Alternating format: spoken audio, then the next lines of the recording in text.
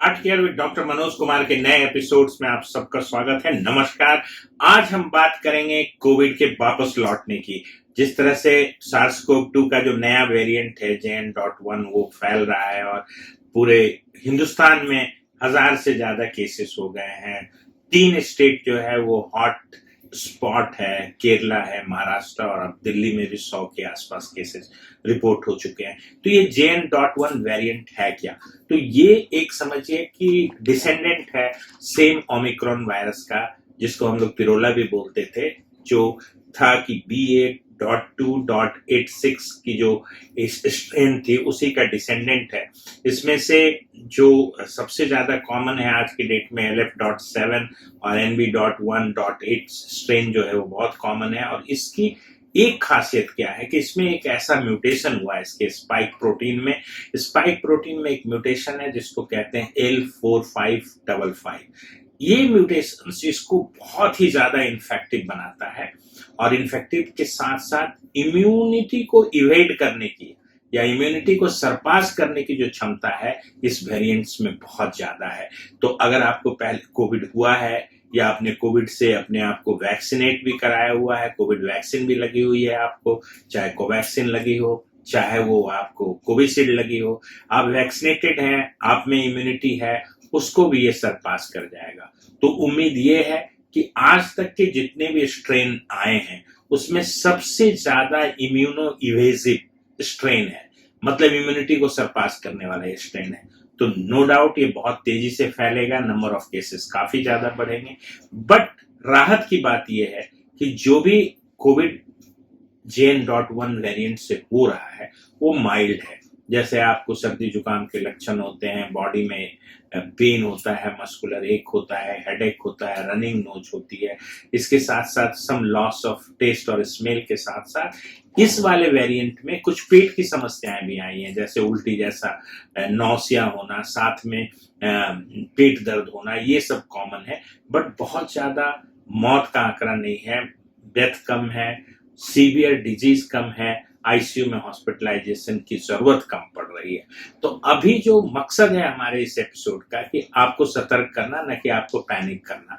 हम बार बार ये कह रहे हैं कि फैलेगा तेजी से, काफी लोगों को इन्वॉल्व कर सकता है, लेकिन इसमें मौत का आंकड़ा कम रहेगा। ये डेल्टा वेरिएंट जैसा जो बहुत ही खतरनाक था, जिसमें कई मौतें हुई और आपने देखा होगा कि क्या एक माहौल था कि शमशान में भी लाइन लगी हुई थी। तो मुझे ऐसा लगता है कि सावधानी बरतने में कोई बुराई नहीं है।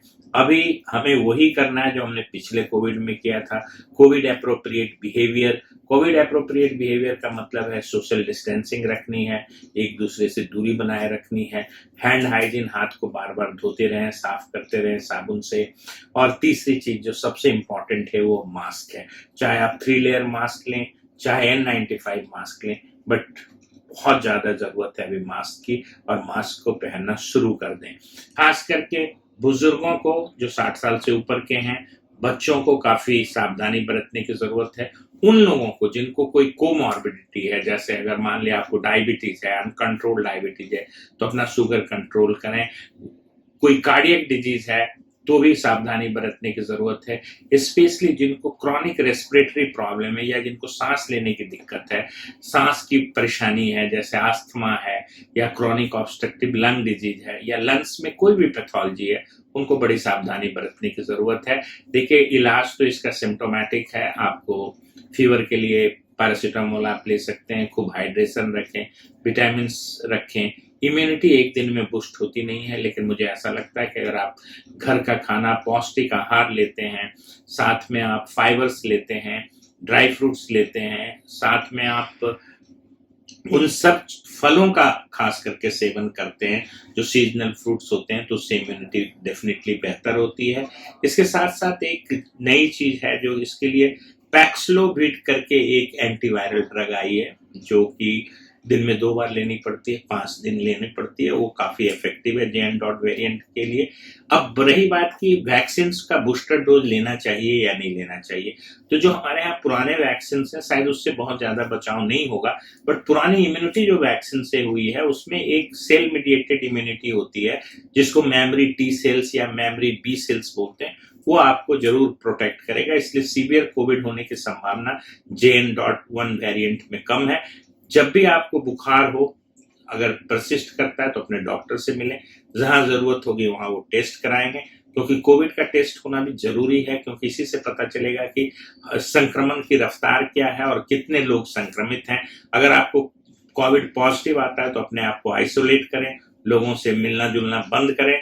यही समय है, अभी सावधानी बरतने से मुझे लगता है कि कोविड की जो कंटेनमेंट है वो रह जाएगी, रुक जाएगी। नहीं तो एक बार स्प्रेड हो गया तो कुछ भी नहीं पता होता है, वायरस कब अपना स्वरूप बदल लेता है और बीमारी कब बढ़ जाती है पता नहीं चलता है। तो सतर्क रहें, सावधान रहें, बट पैनिक ना हो।